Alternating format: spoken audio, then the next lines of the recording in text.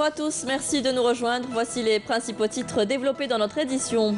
Le bilan des accidents de la circulation reste très élevé. Un bilan macabre qui fait état de plus de 3600 morts en 2017. L'homme reste le premier responsable des accidents de la route. Le mouton de Ouled Djellel, l'une des races les plus importantes dans la région, le centre de Biskra, le centre régional d'insémination artificielle, œuvre à préserver cette race du mouton blanc. Nous en parlons dans notre journal. Et Constantine célèbre la fête de la fleur et de la rose. La région est connue pour la qualité de son eau de fleurs d'oranger et l'eau de rose. Une expo-vente se tient actuellement dans la ville des Ponts Suspendus pour les plus intéressés.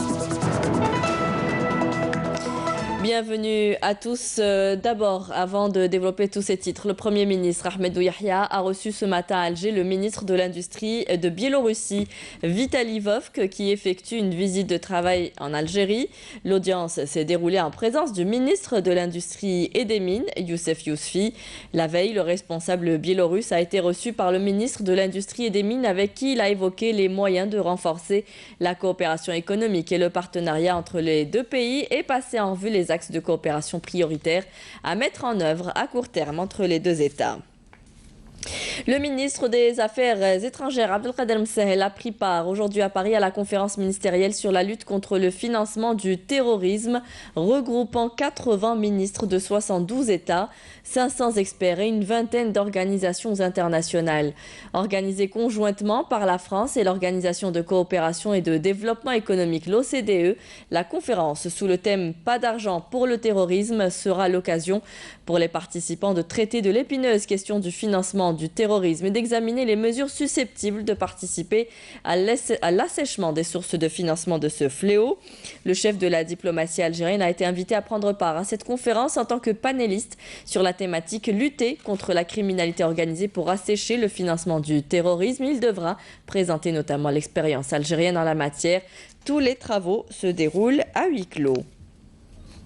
Séance plénière au Conseil de la Nation consacrée aux questions orales ce matin, adressées aux ministres respectivement de l'Industrie et des Mines, des Ressources en eau et de la Communication.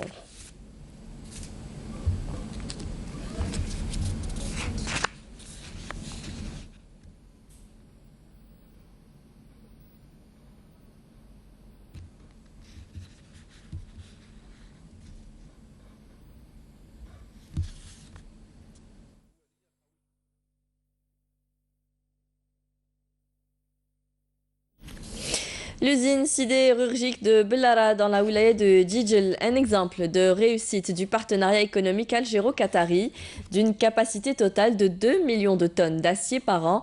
L'usine est encore en phase de construction. Voici la Bouchoueb Abdelhalim Yaïch.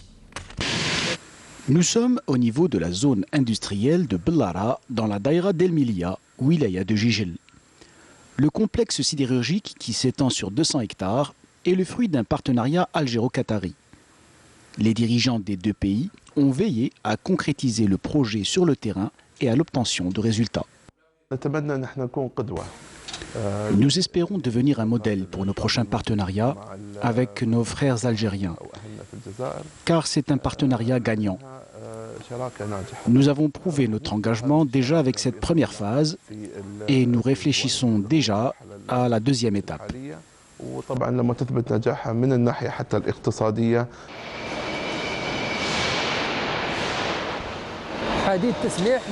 Voici du rond en béton de qualité LB500 pour la construction.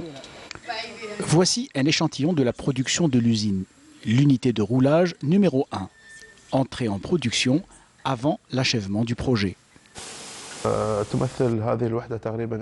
Cette unité représente environ 20% de l'ensemble du projet. Et c'est vraiment difficile d'avoir une unité complète d'une capacité de 750 000 tonnes par an, en plus de l'achèvement de la construction du projet. Il n'est pas facile de rassembler tous les contrôleurs. Il faut maîtriser à la fois le processus de production et celui de la construction.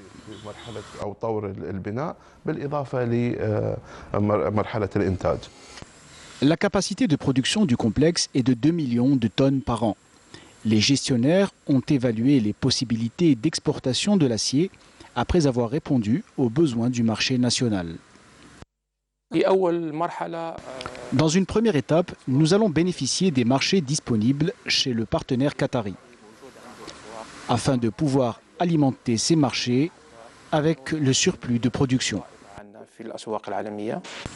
Le complexe de Bellara emploie actuellement 2200 travailleurs étrangers. Le projet permettra également d'employer par la suite des centaines de travailleurs nationaux. Dans un avenir proche, nous allons pouvoir embaucher 1200 travailleurs, toutes spécialités confondues, des ingénieurs, des techniciens et de nombreuses autres professions.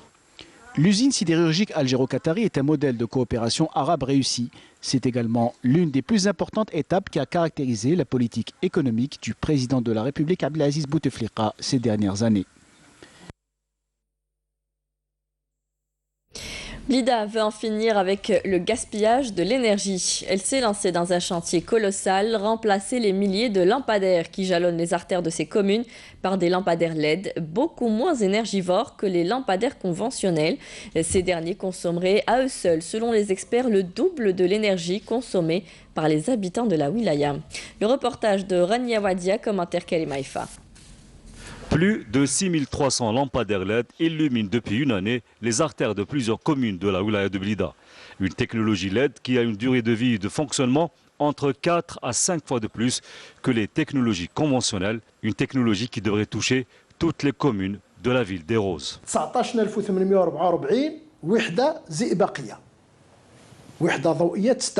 Il faut savoir que 19 844 lampadaires fonctionnent à ce jour avec du mercure, sans oublier les 58 267 lampadaires qui marchent avec du sodium, des lampadaires qui consomment beaucoup d'énergie. Nous avons maintenant une nouvelle technologie qu'on appelle communément le LED, avec une consommation d'énergie très basse et du coup écologique. Parmi les bénéficiaires de cette technologie, 2 écoles primaires au centre-ville de Blida où l'on vient d'installer des lampadaires beaucoup moins énergivores. Ces lampadaires sont économiques avec une durée de vie de plus de 50 000 heures. La technologie touchera bientôt toutes les communes de la wilaya de Blida.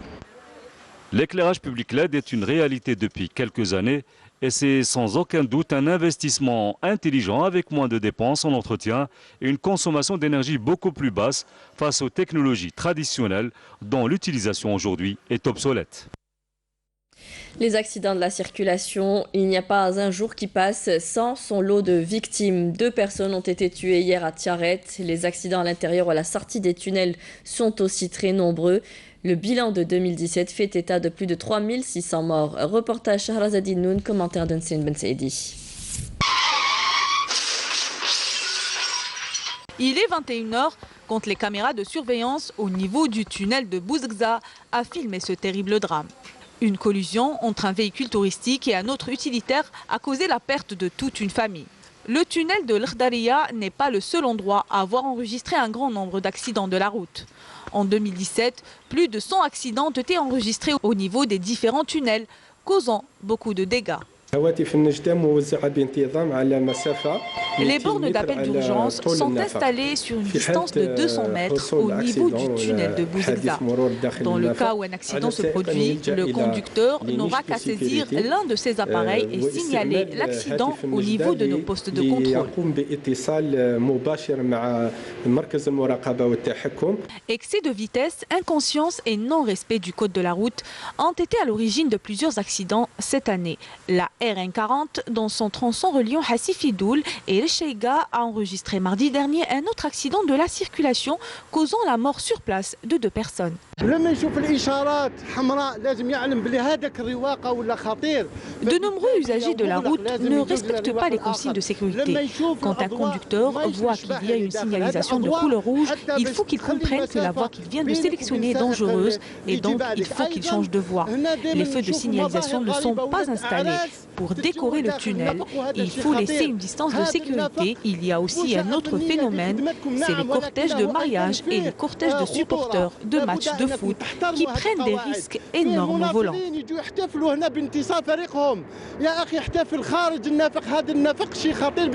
Le bilan 2017 établi par le Centre national de prévention et de la sécurité routière fait état de pas moins de 3 639 personnes décédées et 36 287 autres blessés. Même si ce bilan connaît une baisse par rapport à celui des années précédentes, il reste cependant alarmant. Je vous en parlais en titre, le Centre régional d'insémination artificielle Ovine à Biskra œuvre à préserver, à développer le mouton de Ouled Djelel, aussi connu sous le nom du mouton blanc. Cette race est la plus importante des races ovines locales. Reportage Karima Bouafia, commentaire Boucha Bouali.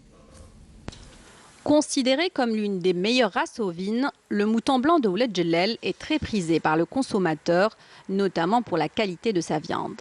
Nous avons une importante production ovine, pas moins de 700 000 têtes, et le mouton de Ouled Djelel représente 80% du cheptel de notre wilaya déléguée.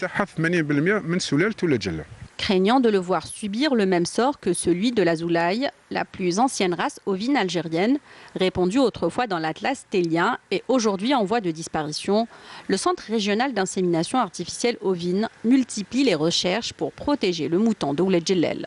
Notre centre est l'un des centres régionaux affiliés au Centre national de l'insémination artificielle et de l'amélioration génétique de Baba Ali, qui a pour objectif de préserver l'espèce de Ouled Djelel, appelée aussi l'espèce arabe blanche.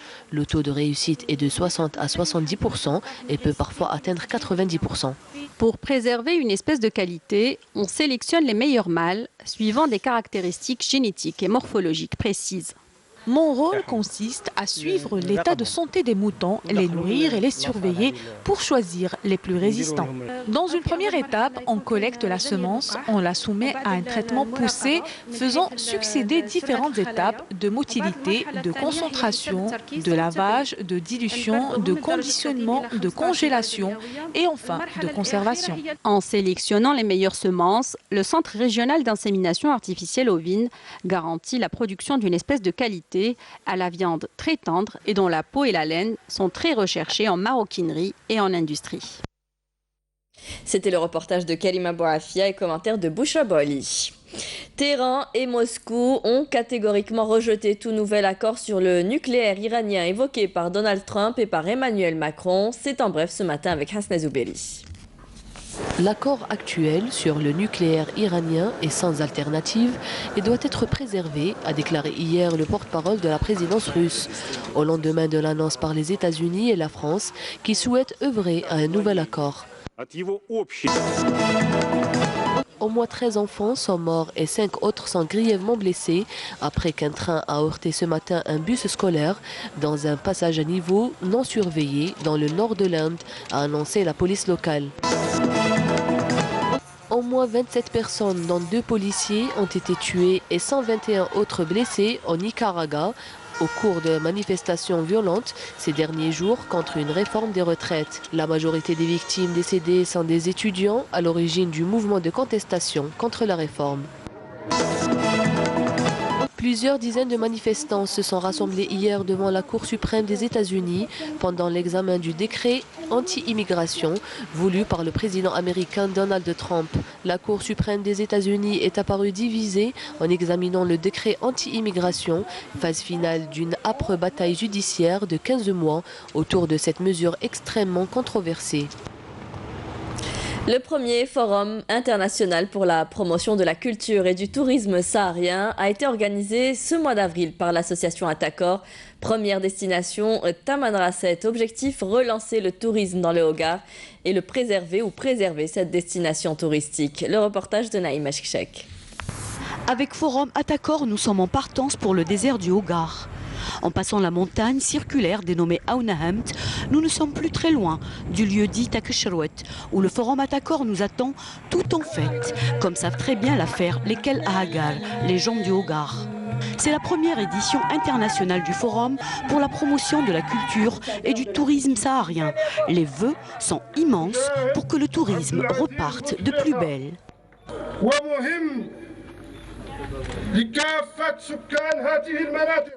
Ce forum de l'Atakor est important pour tous les habitants de ces régions et surtout pour la région de l'Ahagar. Une nombreuse presse présente à ce forum qui a duré 5 jours avec tout un programme conçu pour une relance du tourisme ogarien vivement attendu pour la prochaine saison touristique 2018-2019. Vous qui sont là, nous-mêmes. Nous vous souhaitons la bienvenue parmi nous.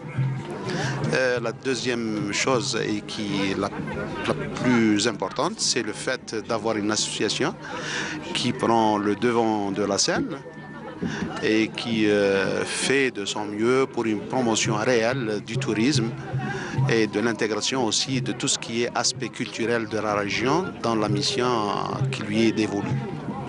Nous pensons que c'est une première expérience. Nous aurons donc à évaluer et repenser dans le positif, bien sûr, la chose à l'effet de donner une autre dimension, Inch'Allah, la prochaine fois.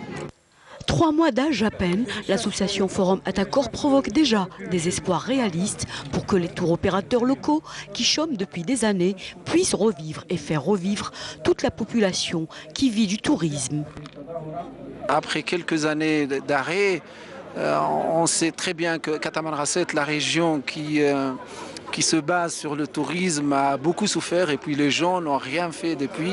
Et puis maintenant que c'est tout le monde qui s'attelle autour, et puis là on arrive à concilier aussi bien, c'est-à-dire les gens, les politiques, l'administration et aussi les gens, les acteurs du voyage, pour essayer de dire que ce tourisme, il faut qu'il reparte pour réparer ce problème ou c'est-à-dire cette panne économique de la région. Faire revenir le tourisme, faire travailler notre jeunesse, mieux qu'ils travaillent que d'autres choses qu'on ne veut pas. On veut bien, les touristes viennent et nos jeunes travaillent avec eux. Le tourisme dans le Hogar, une alternative de toujours, de laquelle vivent tous les habitants qui en ont grandement besoin.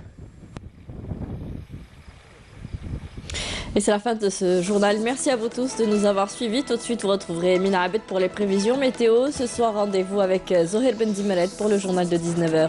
Très bonne journée à tous et très bon week-end. Au revoir.